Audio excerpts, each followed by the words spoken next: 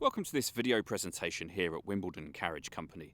Here we have the Jaguar XF on a 60 plate. So I'm going to start off by showing you around the outside of the car, and then we'll hop in and run through some controls on the inside. From the outside you can see it's a four-door car with alloy wheels.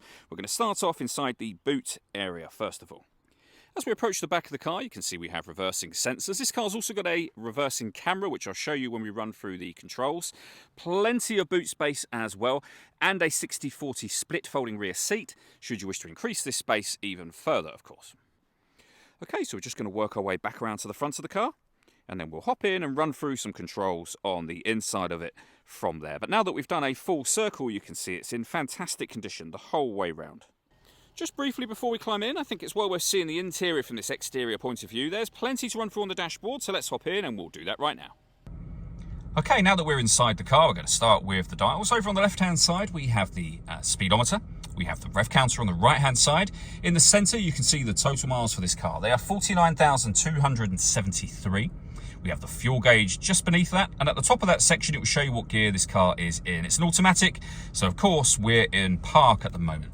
If we back out to the steering wheel next, over on the right-hand side, we have the cruise control, and on the left-hand side, both stereo and phone controls for the car. Just behind the steering wheel, the minus and plus paddles, so that you can change up and down a gear manually with this automatic gearbox, should you wish to do that. And then over in the center, we have the main touchscreen for the car. You can see the options being displayed down this left-hand side just here. So we're on the climate control menu at the moment, where you can adjust the temperature, your seats. We have physical controls for this just down below, which we'll come to in just a moment. But aside from that, we of course have our audio options. So you can see there, AM and FM radio, DAB radio, CD player as well. You can store your various different radio settings and tune the radio from up in this section. We can come back a page from here. We have our climate control menu. Phone, so you can pair up the phone to the car, and of course satellite navigation as well, which as you'll see is a really nice clear color display. It's a very easy system to use as well, of course.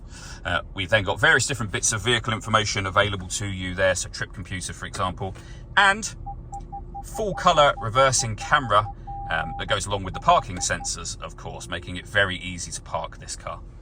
Below that, we have deadlock, so you can lock and unlock the car doors from the outside. We have our hazard warning lights. We can come back to the home screen for the main display whenever you want to from here, and you can turn the whole system off from there as well.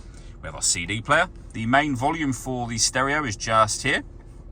The physical controls for the dual zone climate control, so you can adjust the passenger temperature, driver temperature and fan speed all from there.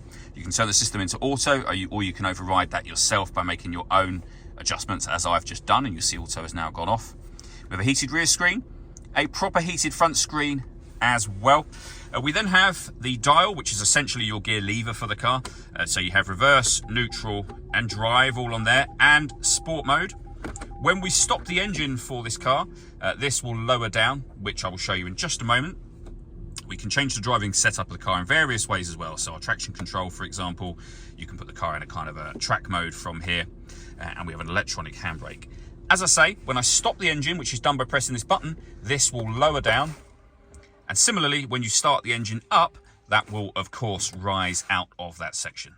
I just wanted to take a moment to run through some of the paperwork that we have here. You can see we have the V5 registration document firstly. This vehicle is a two-owner from new car. We've also got two keys for the car, one of which you can see there, the other is in the envelope over with the book pack just here.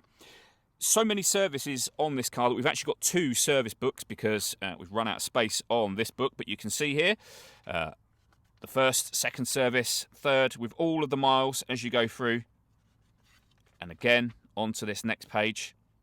And then the second service book shows the service in 2022 and in June 2023 as well.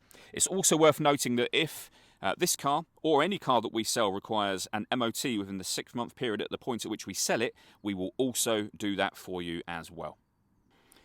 All that leaves me to say is thank you for taking the time to watch this video. If you'd like to come and see the car in person and have a test drive, or you'd like a bespoke live video walk around of the car, please feel free to give us a call here at Wimbledon Carriage Company. We'd love to hear from you soon.